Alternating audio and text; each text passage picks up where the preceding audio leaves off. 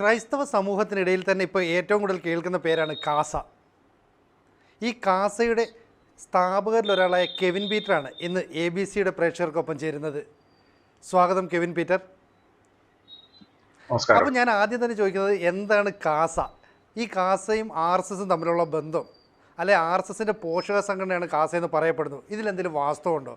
അപ്പോൾ കുറേ സംശയങ്ങളാണ്, അതൊക്കെ ഒന്നുമല്ല നമുക്ക് ദൂരീകരിച്ച് തുടങ്ങാം.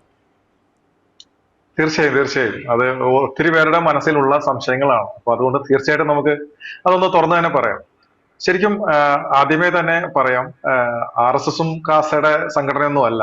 കാസ ഒരു ക്രിസ്ത്യൻ സ്വതന്ത്ര സംഘടനയാണ്. ശരിക്കും ഇതിന്റെ തുടക്കം എന്ന് പറയുന്നത് 2007-ലാണ്. അന്ന് 2007 ഡിസംബർ 30-ാം നമ്മുടെ സദാം ഹുസൈനെ തൂക്കിലേറ്റുന്നത്. അപ്പൊ അന്ന് കൊച്ചിൻ കാർണിവൽ നടന്നുകൊണ്ടിരിക്കുകയാണ്. അപ്പൊ അന്ന് കൊച്ചിയിലെ കുറച്ച് മതമൗലികവാദികള് സദാം ഹുസൈൻ മരിച്ചതിനെ തുടർന്ന് ഹർത്താൽ ആചരിച്ചപ്പോഴത്തേക്ക് ഹർത്താലിന്റെ ഭാഗമായിട്ട് കാർണിവൽ നടത്താൻ പാടില്ല എന്ന് പറഞ്ഞിട്ട് രംഗത്തെത്തി. ശരിക്കും കൊച്ചിയുടെ ചരിത്രത്തിൽ ആദ്യത്തെ സംഭവമായിരുന്നു. പിന്നെ RDOയും കളക്ടറും ഒക്കെ ഇടപെട്ട് അത് നടന്നുവെങ്കിലും ഏറ്റവും ഇന്നുവരെ കാർണിവലിന്റെ ചരിത്രത്തിലെ ഏറ്റവും നിറമങ്ങിയ കാർണിവലായിരുന്നു അന്ന് നടന്നത്. അപ്പം അത് ഇങ്ങനൊരു വിഷയം ഉണ്ടായപ്പോഴത്തേക്ക് അവിടെ കാർണിവൽ പൈതൃക സംരക്ഷണ സമിതി എന്ന് പറഞ്ഞ ഒരു സമിതിക്ക് രൂപം കൊടുത്തു. അപ്പം കുറച്ച് മതമൗലികവാദികളുടെ ഇഷ്യൂസ് അവിടെ ഉണ്ടായിരുന്നു. അപ്പൊ അതിനെ നേരിടുക എന്നുള്ളത് മാത്രമായിരുന്നു ഉദ്ദേശം. പിന്നെ അത് കാസ എന്ന് പറയുന്ന ഒരു പേരിലേക്ക് മാറി. പക്ഷെ ഏതാനും വർഷങ്ങൾ കഴിഞ്ഞപ്പോൾ പ്രത്യേകിച്ച് വേറെ വിഷയങ്ങളൊന്നും അവിടെ പുതുതായിട്ട് ഉണ്ടാകാതെ വന്നതും കൊണ്ട് ക്രമേണ ആ സംഘടനയുടെ പ്രവർത്തനം അങ്ങ് മന്ദീഭവിച്ചു പോയി. പിന്നീടാണ് 2018 ജോസഫ് മാഷിന്റെ കൈവെട്ടിയ ആ സംഭവത്തിന് ശേഷം പലരും അത്തരം വിഷയങ്ങളിലേക്ക് ഇറങ്ങി ചെന്നതോടുകൂടിയും അതിന്റെ പിന്നിലുള്ള പല കാര്യങ്ങളും മനസ്സിലാക്കുകയും പലവിധ പ്രശ്നങ്ങൾ ക്രിസ്ത്യൻ സമുദായവും രാജ്യവും നേരിടുന്നു എന്ന് മനസ്സിലാക്കിയതോടെ വീണ്ടും കുറെ സമാന മനസ്കരായിട്ടുള്ള ആളുകൾ കൊച്ചിയിൽ ചേർന്ന് ആ പഴയ കാസ എന്ന് പറയുന്ന സംഘടനയെ വീണ്ടും പൊടിതട്ടിയെടുക്കാൻ തീരുമാനിച്ചു. അങ്ങനെയാണ് 2018 കാസ രൂപീകരിക്കുന്നത്. അതിനുശേഷം അത് 2019 കൊച്ചിയിൽ രജിസ്റ്റർ ചെയ്ത് കൊച്ചി കേന്ദ്രമാക്കി, എറണാകുളം കേന്ദ്രമാക്കി പ്രവർത്തനം തുടങ്ങി.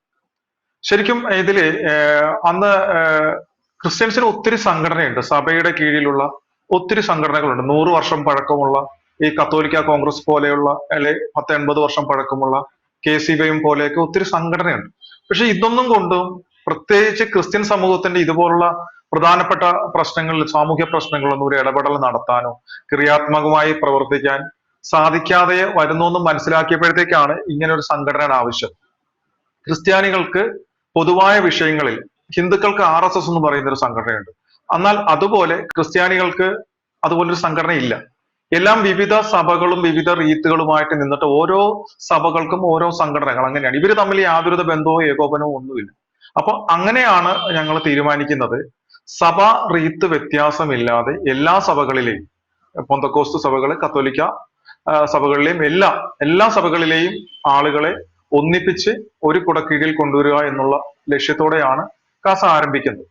അപ്പൊ ഇവിടെ ഇങ്ങനെ സഭാ റീത്ത് വ്യത്യാസമോ അല്ലെങ്കിൽ ആരാധനക്രമത്തിന്റെയോ ഒന്നും വ്യത്യാസമില്ല. ഇവിടെ ഒരു ക്രിസ്ത്യാനി എന്നുള്ള ഒരു ഐഡന്റിറ്റി മാത്രമേ ഉള്ളൂ. അതുപോലെ തന്നെ ഏത് രാഷ്ട്രീയ പ്രസ്ഥാനത്തിൽ പ്രവർത്തിക്കുന്നവർക്കും ഇതിൽ അംഗമാകാം. പക്ഷെ ഒരു നിയമം മാത്രമേ ഉള്ളൂ, രാജ്യത്തെ നിയമങ്ങൾ അനുസരിക്കുന്ന ലെനിനിസ്റ്റ് മാവോയിസ്റ്റ് പ്രസ്ഥാനങ്ങളിൽ അംഗമായിട്ടുള്ളവരോ ആശയത്തോട് ആഭിമുഖ്യം കാണിക്കുന്നവരോ ഒരു കാരണവശാലും അംഗത്വം കൊടുക്കില്ല. രാജ്യത്തെ നിയമങ്ങൾ അനുസരിച്ച് ഇന്ത്യൻ നിയമവ്യവസ്ഥയ്ക്കുള്ളിൽ നിന്ന് പ്രവർത്തിക്കാനാണ് ഈ സംഘടന രൂപീകരിക്കപ്പെട്ടിരിക്കുന്നത്. അപ്പൊ അതുകൊണ്ട് തന്നെ ഏത് രാഷ്ട്രീയ പ്രസ്ഥാനത്തിലുള്ളവർക്കും ഇതിൽ അംഗമാകാം. പക്ഷെ സംഘടന ഒരു നിലപാടെടുക്കുന്നു, ഒരു പ്രശ്നത്തിൽ ഒരു നിലപാടെടുക്കുന്നു. അത് സ്വന്തം രാഷ്ട്രീയത്തിനെതിരെ ആയാൽ പോലും അതിനെ എതിർക്കാൻ, സംഘടനയുടെ നിലപാടിനെ എതിർക്കാൻ പാടില്ല എന്നുള്ള ഈ രണ്ട് കാര്യങ്ങളാണ്. സഭാ റീതി വ്യത്യാസമില്ല. പൊതുവിഷയത്തിൽ സ്വന്തം രാഷ്ട്രീയത്തിനെതിരായാൽ പോലും സംഘടനയുടെ നിലപാടിനെ അംഗീകരിക്കും. അതുകൊണ്ട് തന്നെ എല്ലാ രാഷ്ട്രീയക്കാരും ഉണ്ട്. ഇതിൽ BJP-കാർ മാത്രമല്ല, കോൺഗ്രസ്സുകാരുണ്ട്, കേരള കോൺഗ്രസ്സുകാരുണ്ട്, കമ്മ്യൂണിസ്റ്റ് പാർട്ടി, എല്ലാവരും ഉണ്ട്. പിന്നെ ഇതിന്റെ ഒരു പ്രധാനപ്പെട്ട ഐഡിയോളജി എന്ന് പറയുന്നത് എന്റെ രാജ്യം എന്റെ വിശ്വാസം ആണ് നമ്മുടെ പ്രധാനപ്പെട്ട. അതായത് സ്വന്തം വിശ്വാസം പോലെ തന്നെ സ്വന്തം രാജ്യത്തെയും സ്നേഹിക്കുക, രാജ്യത്തിന്റെ രാജ്യത്തിന് വേണ്ടിയും പ്രവർത്തിക്കുക എന്നുള്ളതാണ് ഇതിന്റെ പ്രധാനപ്പെട്ട ഐഡിയോളജി. പിന്നെ ഇത് പലർക്കും ഒരു സംശയം, RSSന്റെ ബി ടീമാണോ, അവരുടെ ഫണ്ടിങ്ങിൽ പ്രവർത്തിക്കുന്നതാണോ, അല്ലെ അവര് മുൻകൈയെടുത്ത് രൂപീകരിച്ചതാണോ എന്നൊക്കെ പല സംശയങ്ങൾ വരും. അതിന്റെ പ്രധാനപ്പെട്ട ഒരു കാരണം എന്ന് പറയുന്നത് ഈ സമാനമായ ചില വിഷയങ്ങൾ ഹിന്ദു സമുദായവും ക്രിസ്ത്യൻ സമുദായവും സമാനമായ വിഷയങ്ങൾ നേരിടുന്നുണ്ട്. അപ്പൊ ഈ സമാനമായ വിഷയത്തിൽ ഇപ്പോൾ ബിസിനസ് സംബന്ധമായിട്ടായാലും ഭൂമി സംബന്ധമായാലും ഇപ്പൊ ലവ് ജിഹാദ് പോലുള്ള വിഷയങ്ങളായാലും എല്ലാം തന്നെ ഹിന്ദുക്കളും നേരിടുന്നുണ്ട്, ക്രിസ്ത്യാനികളും നേരിടുന്നു. അപ്പം ഈ രണ്ട് വിഷയത്തിലും RSSന്റെ നിലപാട് തന്നെയായിരിക്കും ഹിന്ദുക്കളുടെ ക്രിസ്ത്യാനികളുടെ സംഘടനയായ കാസയുടെ നിലപാട്. അപ്പൊ രണ്ടുപേരും സമാന വിഷയത്തിൽ ഒരു ആളുകളെ തന്നെ എതിർക്കേണ്ടതായി വരും. അപ്പൊ രണ്ടുപേരുടെയും ശബ്ദം ഒന്നായിരിക്കും. അതിനോടൊപ്പം തന്നെ രാജ്യം ആര് ഭരിക്കുന്നു എന്നുള്ളത് ഞങ്ങളുടെ വിഷയമല്ല. രാജ്യം ഇനി UPA ഭരിച്ചാലോ NDA ഭരിച്ചാലോ ഇനി വേറെ ആരെങ്കിലും ഒരു മൂന്നാമത്തെ മുന്നണി വന്ന് ഭരിച്ചാലോ, രാജ്യം ആര് ഭരിച്ചാലും രാജ്യത്തിന്റെ ഉന്നമനത്തിനും രാജ്യത്തിന്റെ സുരക്ഷയ്ക്കും ഉതകുന്ന ഏതൊരു നിലപാട് ഭരിക്കുന്നവർ എടുത്താലും, അത് കോൺഗ്രസ് ആയാലും ശരി BJP ആയാലും ആരെടുത്താലും ആ നിലപാടിനൊപ്പം നിൽക്കുക എന്നുള്ളതാണ് നമ്മളുടെ പ്രധാന ഇത്. അപ്പൊ അതുകൊണ്ട് തന്നെ ഇപ്പൊ രാജ്യം ഈ സംഘടന രൂപീകരിക്കപ്പെട്ടതിന് ശേഷം രാജ്യം ഭരിച്ചിരുന്നത് BJP ആണ്. അപ്പോ അവർ നല്ല കാര്യങ്ങൾ രാജ്യത്തിന് വേണ്ടി ചെയ്യുന്നുണ്ട്. അവരുടെ പ്രധാന പ്രശ്നം രാജ്യസുരക്ഷയാണ്. അപ്പോൾ അവരുടെ ആ ഒരു ദേശീയതയ്ക്കൊപ്പം അവരുടെ എല്ലാ നല്ല നിലപാടുകളെയും നമ്മൾ സപ്പോർട്ട് ചെയ്യാറുണ്ട്. അപ്പൊ അതുകൊണ്ട് തന്നെ രണ്ട് സമുദായവും, ഹിന്ദു സമുദായം ക്രിസ്ത്യൻ സമുദായം നേരിടുന്ന വിഷയങ്ങളിൽ രണ്ടുപേരുടെ ശബ്ദം ഒരുപോലെ വരുന്നു. രാജ്യത്തിന്റെ കാര്യത്തിലായാലും അവരുടെ നല്ല നിലപാടുകളെ സപ്പോർട്ട് ചെയ്യുന്നതോടെ അവരുടെ ശബ്ദത്തിനൊപ്പം നമ്മൾ നിൽക്കുന്നു. അപ്പൊ ഇതുകൊണ്ടാണ് RSSന്റെ ഒരു പോഷക സംഘടനയാണോ എന്നൊരു തോന്നൽ പലരും പല സംശയങ്ങളും പുറപ്പെടുവിക്കുന്നതും ഒക്കെ തന്നെ. സത്യത്തിൽ ഇത് RSSുമായിട്ട് ഇത് ഇങ്ങനെ ഒരു പ്രചരിപ്പിക്കുന്നത്, അതായത് ഇപ്പം RSSന്റെ അല്ലെങ്കിൽ BJPയുടെ ഒരു B ടീമാണ് കാസ എന്ന് പ്രചരിപ്പിക്കുന്നവർക്ക് പിന്നിൽ ചില ലക്ഷ്യങ്ങൾ ഉണ്ടാവില്ലേ? തീർച്ചയായിട്ടും. അതിപ്പോ നമ്മൾ പണ്ട് കാലങ്ങളിൽ ഈ ഒരു സമത്വം എന്നൊരു ആശയത്തിന് വേണ്ടിയിട്ടാണല്ലോ കുറെ മണ്ടന്മാരെ കമ്മ്യൂണിസ്റ്റ് പാർട്ടി ചേർന്ന് പ്രവർത്തിച്ചത്. അപ്പൊ അന്ന് കാര്യം ഏതൊരു അനീതിയെ ചോദ്യം ചെയ്താലും ഉടനെ അത് കാര്യം പറഞ്ഞാൽ ഉടനെ കാര്യം പറഞ്ഞാൽ കമ്മ്യൂണിസ്റ്റുകാരൻ എന്നൊരു ചൊല്ല് ഉണ്ടായിരുന്നു പണ്ട്. ഇപ്പൊ അതുപോലെ തന്നെ ഏത് അനീതിയെ ചോദ്യം ചെയ്താലും ഏത് തെറ്റിനെ ചൂണ്ടിക്കാണിച്ചാലും ഉടനെ അവന് സംഘി എന്നുള്ള പേരാണ് വീഴുന്നത്.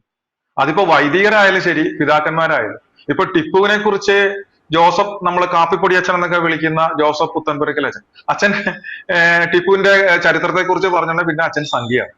ഇപ്പം ഈ സേവ്യർ വട്ടയാൽക്കാൻ എന്ന് പറയുന്ന ഒരു വൈദികനുണ്ട്. അച്ഛൻ ഒരു ധ്യാന ഗുരുവാണ്. അച്ഛന് സ്വന്തമായ ആശ്രമമൊക്കെ ഉള്ളതാണ്. അപ്പൊ നിരവധി പെൺമക്കൾ നഷ്ടപ്പെട്ട മാതാപിതാക്കളുടെ കണ്ണീര് അച്ഛൻ കണ്ടതുകൊണ്ട് പലതവണയും അച്ഛൻ ഈ ലവ് ജിഹാദ് വിഷയത്തിൽ അച്ഛൻ തുറന്ന് സംസാരിക്കാറുണ്ട്. ഉടനെ അച്ഛനെയും സംഘപരിവാറാക്കി.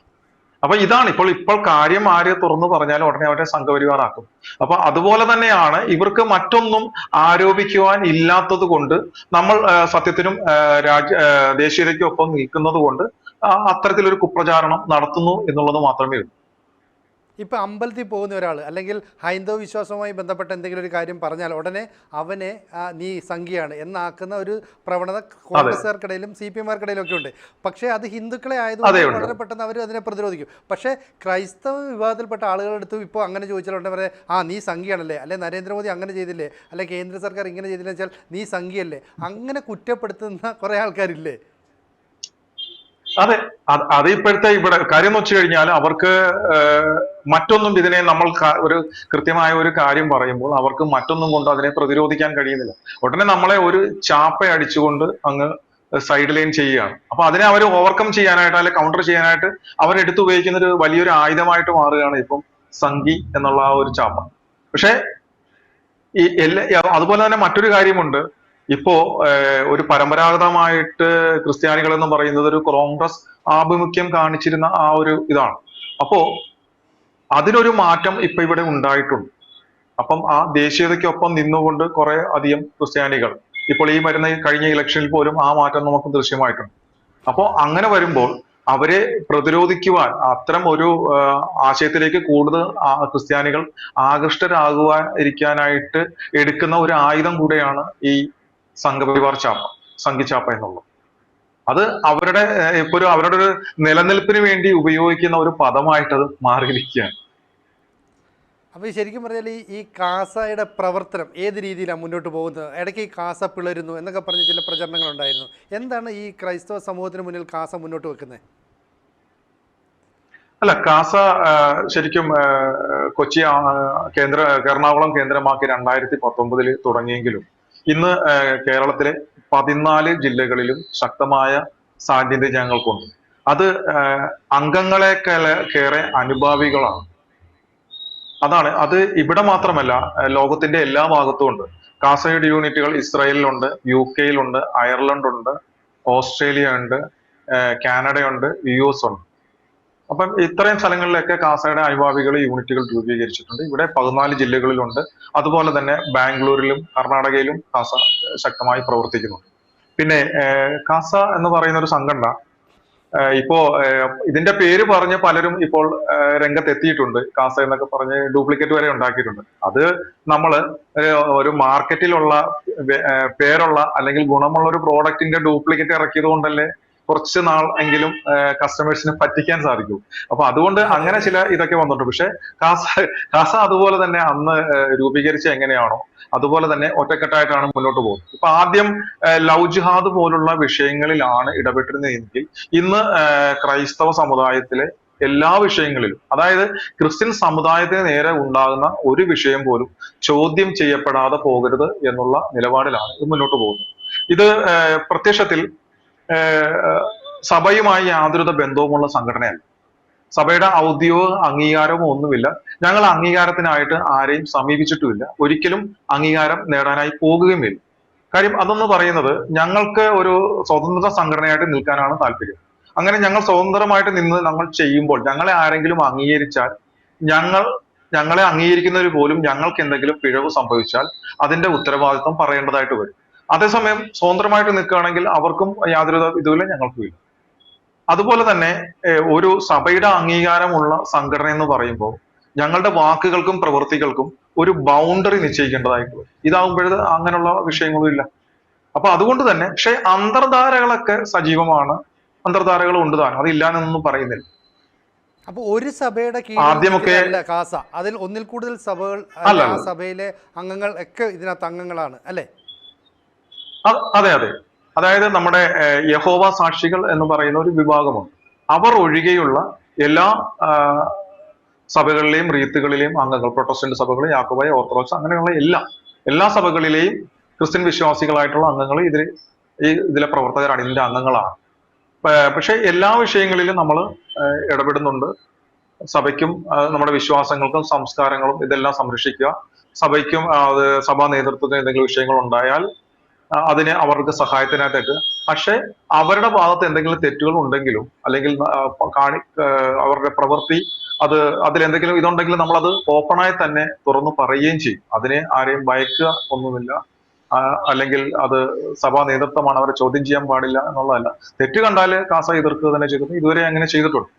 ഇപ്പോ അത് തന്നെയാണ് ഈ ഇലക്ഷനിൽ ഒന്ന് പ്രകടമായതും. കാര്യം ഈ ഭാരതം സ്വതന്ത്രമായതിനു ശേഷം സഭയുടെ ക്രിസ്ത്യൻ സമുദായത്തിന്റെ നിലപാടെന്ന് പറയുന്നത് ഒരു സഭയിലെ ഏതാനും ആളുകൾ പറയുന്ന ഒരു നിലപാടായിട്ടായിരുന്നു ഇത്രയും കാലം കണ്ടിരുന്നത്. അതിനൊരു എതിർ ശബ്ദം ഉണ്ടായിരുന്നില്ല. പക്ഷെ ഈ ഇലക്ഷനിലാണ് ആദ്യമായിട്ട് സഭാ നേതൃത്വം എടുത്ത നിലപാടിന് എതിരായിട്ട് കുറച്ച് ആളുകൾ ഒരു എതിർ ശബ്ദം ഉണ്ടായത്.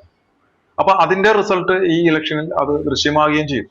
അതുകൊണ്ട് തന്നെ കാസയെ ഇല്ലാതാക്കണം, അല്ലെങ്കിൽ കാസ കൂടുതലായി ക്രിസ്ത്യൻ സമുദായത്തിനുള്ളിലേക്ക് വളർന്നു കയറുന്നതിനെ തടയണം എന്ന് തീരുമാനമെടുത്തുകൊണ്ട് തന്നെ ഏതാനും ചിലർ ഇപ്പം കത്തോലിക്ക കോൺഗ്രസ് പോലെയുള്ള സംഘടനകളെ ഉയർത്തിക്കൊണ്ടുവരാൻ ശ്രമിക്കുന്നുണ്ട്.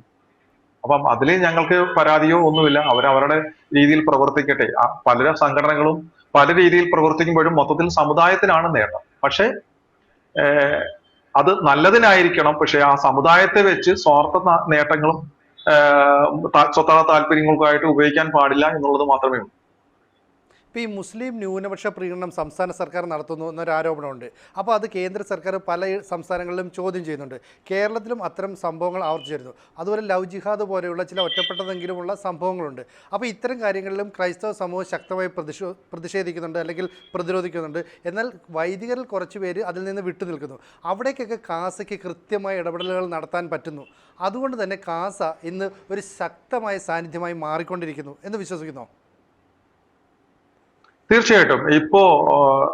ഇപ്പം ഞാൻ നേരത്തെ പറഞ്ഞല്ലോ, ഇപ്പം കത്തോലിക്ക കോൺഗ്രസ് എന്ന് പറയുന്ന സംഘടനയ്ക്ക് 100 വർഷത്തിന് മേളിൽ പഴക്കമുണ്ട്. ആ സംഘടന പോലും ഏതാനും നാളുകളായിട്ട് പൊതുസമൂഹത്തിന്റെ മുന്നിൽ, അല്ലെ എല്ലാ ക്രിസ്ത്യാനികളും അറിയാൻ തുടങ്ങിയിട്ട് ഏതാനും വർഷങ്ങളെ ആയുള്ളൂ. അപ്പൊ ഞങ്ങളുടെ പ്രവർത്തനങ്ങൾ ശക്തമായി വന്നതോടുകൂടി അവരിലും പ്രഷർ വന്നു. അവർക്കും എന്തെങ്കിലും പ്രവർത്തിക്കാതിരിക്കാൻ വയ്യാണ്ടായി. ഇപ്പോൾ വൈദികർ അവരെ ഉയർത്തിയെടുക്കാൻ ശ്രമിക്കുന്നതിന്റെ കാര്യം, വിശ്വാസികൾക്കിടയിൽ കാസയുടെ സ്വാധീനം വർദ്ധിക്കുന്നു എന്ന് മനസ്സിലാക്കിയപ്പോൾ അതിനെ തടയാൻ കൂടിയായിട്ടാണ് അവർ ആ സംഘടനകളെ കൊണ്ടുവരുന്നത്. പക്ഷെ കാസ ശക്തമായി തന്നെ എല്ലാ വിഷയങ്ങളിലും തുറന്ന് ഇടപെടാറുണ്ട്. ഇപ്പൊ ന്യൂനപക്ഷ പ്രീണനത്തിന്റെ കാര്യം പറഞ്ഞു, നമുക്ക് നോക്കാവുന്ന കാര്യമുള്ളൂ. ഇപ്പോ ഒരു സമുദായത്തിന് വേണ്ടിയാണ് ഇപ്പം 80:20 എന്ന് പറയുന്നത്. 80% മുസ്ലിങ്ങൾക്കും ബാക്കി 20% ബാക്കിയുള്ള എല്ലാ ന്യൂനപക്ഷങ്ങൾക്കും കൂടെയാണ്. ആ ഒരു അന്യായമായിട്ടാണ് കൊടുത്തുകൊണ്ടിരുന്നത്. അതിനെതിരെ ഹൈക്കോടതി വിധി പറഞ്ഞു. ആ ഹൈക്കോടതി വിധി പറഞ്ഞപ്പോഴത്തേക്ക് ആ വിധി നടപ്പിലാക്കുന്നതിന് പകരം ആ വിധിയെ എങ്ങനെ അട്ടിമറിക്കാമെന്നാണ് ഇവർ സർവകക്ഷി യോഗം കൂടി തീരുമാനിച്ചത്. ആ സർവകക്ഷി യോഗത്തിൽ ക്രിസ്ത്യാനികൾക്ക് വേണ്ടി ശബ്ദിച്ചത് എന്ന് പറയുന്നത് 2 രാഷ്ട്രീയ പ്രസ്ഥാനങ്ങൾ മാത്രമാണ്. ഒന്ന് BJPയും ഒന്ന് കേരള കോൺഗ്രസിന്റെ ജോസഫ് ഗ്രൂപ്പും മാത്രമാണ് ആ സർവകക്ഷി യോഗത്തിൽ ഹൈക്കോടതി വിധി അനുസരിച്ച് ക്രിസ്ത്യാനികൾക്ക് ന്യായമായ ന്യൂനപക്ഷ ആനുകൂല്യങ്ങൾ കൊടുക്കണമെന്ന് പറഞ്ഞത്. പക്ഷേ ബാക്കി ഈ കമ്മ്യൂണിസ്റ്റ് പാർട്ടികളാവട്ടെ, കോൺഗ്രസ്, ബാക്കിയുള്ള എല്ലാ രാഷ്ട്രീയ പ്രസ്ഥാനങ്ങളും, അതിൽ PC ജോർജ് സാറിന്റെ ജനപക്ഷം പാർട്ടി അന്ന് ഉണ്ടായിരുന്നു, അവരെ മാത്രം അതിനകത്ത് വിളിച്ചിരുന്നില്ല. പക്ഷെ ബാക്കി ഉണ്ടായിരുന്ന BJPയും PJ ജോസഫ് ഗ്രൂപ്പും അല്ലാതെ ബാക്കി എല്ലാവരും മുസ്ലിം സമുദായത്തിന് നിലവിൽ കൊടുത്തു വന്നിരുന്ന 80% തന്നെ കൊടുക്കണമെന്ന നിലപാടാണ് അവരെടുത്തത്. അത് കഴിഞ്ഞ് ഈ ഹൈക്കോടതി വിധിയുടെ അപ്പീലിന് വേണ്ടി കേരള ഗവൺമെന്റ് ആണ് പോയിരിക്കുന്നത്. കാര്യം, എല്ലാ വിഭാഗം ജനങ്ങളുടെയും നികുതി പണത്തിൽ നിന്നെടുത്ത് ഒരു സമുദായത്തിന് വേണ്ടി മാത്രമാണ് അവർ സുപ്രീം കോടതിയിൽ അപ്പീൽ പോയിരിക്കുന്നത്. ഇവിടെ പ്രതിപക്ഷത്തെ വെച്ചിരിക്കുന്നത് ഭരണപക്ഷം കാണിക്കുന്ന കൊള്ളരായ്മകളെ എതിർക്കാനും തുറന്നു കാട്ടാനും വേണ്ടിയാണ്. ഇവിടെ പ്രതിപക്ഷം ആ വിഷയത്തിൽ മിണ്ടിയിട്ടില്ല. ഇവർ സുപ്രീം കോടതിയിലേക്ക് പോയിരിക്കുകയാണ്. അപ്പൊ അതില് ഒരു ക്രിസ്ത്യാനികൾക്ക് ഒരു വലിയ ഒരു എതിർപ്പ് ആ വിഷയത്തിൽ ഉണ്ടായി. ക്രിസ്ത്യൻ സമുദായ അംഗങ്ങൾക്കിടയിൽ ഒരു വലിയ എതിർപ്പുണ്ടായി. ആ എതിർപ്പിനെ തണുപ്പിക്കാൻ വേണ്ടിയാണ് ജസ്റ്റിസ് JB കോശി കമ്മീഷൻ എന്ന് പറഞ്ഞൊരു കമ്മീഷനെ നിയമിക്കുന്നത്. അത് ശുദ്ധ തട്ടിപ്പാണ്. കാരണം എന്ന് പറയുന്നത്, ഒന്ന് ആലോചിച്ച് നോക്കണം, ഒരു സംസ്ഥാന സർക്കാർ പൊതു ഖജനാവിൽ നിന്ന് നികുതി പണം എടുത്തുകൊണ്ട് ഒരു സമുദായത്തിന് വേണ്ടി ലക്ഷക്കണക്കിന് രൂപ ചെലവഴിച്ചുകൊണ്ട് സുപ്രീം കോടതിയിൽ അപ്പീലിന് പോകും. അപ്പം ഇതില് ബാക്കി സമുദായങ്ങളെല്ലാം ഇത് കണ്ടുകൊണ്ട് നിൽക്കുകയാണ്. അപ്പം അതിൽ ക്രിസ്ത്യൻ സമുദായത്തിനുണ്ടായ ആ ഒരു വികാരത്തെ തണുപ്പിക്കാൻ വേണ്ടിയിട്ട് മാത്രമാണ് അത്തരത്തിലൊരു കമ്മീഷനെ നിയമിച്ചത്. ആ കമ്മീഷന്റെ പ്രവർത്തനം പോലും 1 വർഷം കഴിഞ്ഞിട്ടാണ് അദ്ദേഹത്തിന് ഇരിക്കാൻ ഒരു റൂമെങ്കിലും, ഒരു ഓഫീസ് മുറിയെങ്കിലും സെറ്റപ്പ് ആയത് 1 വർഷം കഴിഞ്ഞിട്ടാണ്. അത് കഴിഞ്ഞ് അദ്ദേഹം ഒരു പഠനം നടത്തി, ലക്ഷക്കണക്കിന് അപേക്ഷകളൊക്കെ ചെന്നു, നിർദ്ദേശങ്ങളൊക്കെ ചെന്നു, ഒരു പഠനം നടത്തി. ആ പഠനത്തിന്റെ റിപ്പോർട്ട് ഇതുവരെ പുറത്തുവിട്ടിട്ടില്ല. ഈ ലോക്സഭാ ഇലക്ഷൻ അടുത്ത സമയത്ത് ക്രിസ്ത്യാനികളുടെ കണ്ണിൽ പൊടിയിടാനായിട്ട് ആ കമ്മീഷന്റെ കണ്ടെത്തലുകളെ പഠിക്കാൻ വേറൊരു കമ്മിറ്റിയെ നിയോഗിച്ചിരിക്കുകയാണ്. ഇനി ആ കമ്മിറ്റിയുടെ കണ്ടെത്തലുകൾ എപ്പോഴാണ് ഇനി വരാൻ പോകുന്നത് അറിയാമോ? 2026. അതായത് നിയമസഭ ഇലക്ഷൻ അടുക്കുന്നതിന് മുമ്പ് ഈ ജസ്റ്റിസ് JB കോശി കമ്മീഷന്റെ കണ്ടെത്തലുകളെ പഠിക്കാൻ നിയമിച്ച കമ്മിറ്റിയുടെ പഠനമൊക്കെ വരും. അതായത് ഇത് ക്രിസ്ത്യാനികളെ പൊട്ടന്മാരാക്കാൻ വേണ്ടിയിട്ടാണ്. അപ്പം ഇതൊക്കെ ഇവിടെ നടക്കുന്നതാണ്. അത് മാത്രമല്ല, ഏതൊരു കാര്യത്തിലായാലും മുസ്ലിം സമുദായത്തെ പ്രീണിപ്പിക്കുവാനായിട്ട് ഭരണ പ്രതിപക്ഷങ്ങൾ മത്സരിക്കുന്ന ഒരു കാഴ്ചയാണ് കാണുന്നത്. ഇവിടെ ശരിക്കും പറഞ്ഞാൽ ക്രിസ്ത്യാനികൾ പൂർണ്ണമായി അവഗണിക്കപ്പെടുക. പക്ഷെ എന്നാൽ ആ രാഷ്ട്രീയ പ്രസ്ഥാനങ്ങൾക്ക് വേണ്ടിയിട്ട് ഇവിടുത്തെ സഭാ നേതൃത്വത്തിലെ ചിലർ നിൽക്കുന്നതാണ് കാണുന്നത്. പക്ഷെ അവിടെയും ഒരു പൊതുസമൂഹം മനസ്സിലാക്കേണ്ട ഒരു കാര്യമുണ്ട്. ഈ 98% വരുന്ന സഭാ നേതൃത്വത്തിലെ ആളുകളും ഈ ക്രിസ്ത്യാനികളുടെ യഥാർത്ഥ പ്രശ്നങ്ങൾ മനസ്സിലാക്കുന്നവരും ചുറ്റും നടക്കുന്ന കാര്യങ്ങൾ ഉൾക്കൊള്ളുന്നവരും വിശ്വാസികൾക്ക് വേണ്ടി പ്രവർത്തിക്കുന്നവരുമാണ്. പക്ഷെ ഇവരുടെ ശബ്ദമല്ല സഭയുടെ ശബ്ദമായി പൊതുസമൂഹത്തിന് മുന്നിൽ എത്തുന്നത്. ഈ 98% കഴിഞ്ഞ് ബാക്കി 2% ഈ 2%ത്തിൽ ചില ട്രോജൻ കുതിരകളും ഉണ്ട്. അത് രാഷ്ട്രീയ പ്രസ്ഥാനങ്ങൾക്ക് വേണ്ടി പ്രവർത്തിക്കുന്ന ട്രോജൻ കുതിരകളും ഉണ്ട്, പൊളിറ്റിക്കൽ ഇസ്ലാമിന് വേണ്ടി പ്രവർത്തിക്കുന്ന ട്രോജൻ കുതിരകളും ഉണ്ട്. അപ്പൊ ഇതിലെ ചിലരുടെ അവരുടെ വ്യക്തി സ്വാർത്ഥ താല്പര്യങ്ങൾക്ക് വേണ്ടിയിട്ടുള്ള ചില ഇടപാടുകളുടെ ഇതിനൊക്കെ വേണ്ടിയിട്ട് അവരുടെ ശബ്ദമാണ് ഇപ്പോ സഭയുടെ ശബ്ദമായിട്ട് പൊതുസമൂഹത്തിന് മുന്നിൽ എത്തുന്നത്. എന്നാൽ സഭാ മക്കൾക്ക് വേണ്ടി പ്രവർത്തിക്കുന്ന 98% വരുന്ന വൈദികരുടെയും പിതാക്കന്മാരുടെയും ശബ്ദം പുറത്തേക്ക് വരില്ല. അതാണ് അതിന്റെ ഒരു വിഷയം. ചുരുക്കം പറഞ്ഞാൽ കാസ എന്താണ്, കാസയുടെ പ്രവർത്തന മേഖല ഏത് രീതിയിലാണ്, അല്ലെ എങ്ങോട്ടാണ് കാസ പോകുന്നത്, ഇതൊക്കെ വളരെ വിശദമായി തന്നെയാണ് ശ്രീ കെവിൻ പീറ്റർ നമ്മളോട് വിശദീകരിച്ചത്. മാത്രമല്ല ഇത് RSSൻ്റെയും BJPയുടെയും ഒരു പോഷക സംഘടനയാണെന്ന തരത്തിലുള്ള പ്രചരണം പൂർണ്ണമായും തെറ്റാണെന്നും അദ്ദേഹം വളരെ കൃത്യമായി തന്നെ വിശദീകരിച്ചു. എന്തായാലും ഇത്തരത്തിലുള്ള വിഷയങ്ങളുമായി കൂടുതൽ ചർച്ചകൾക്ക് നമുക്ക് വീണ്ടും കാണാം. ഇപ്പോൾ തൽക്കാലം ഈ സംസാരം നമുക്കിവിടെ അവസാനിപ്പിക്കാം.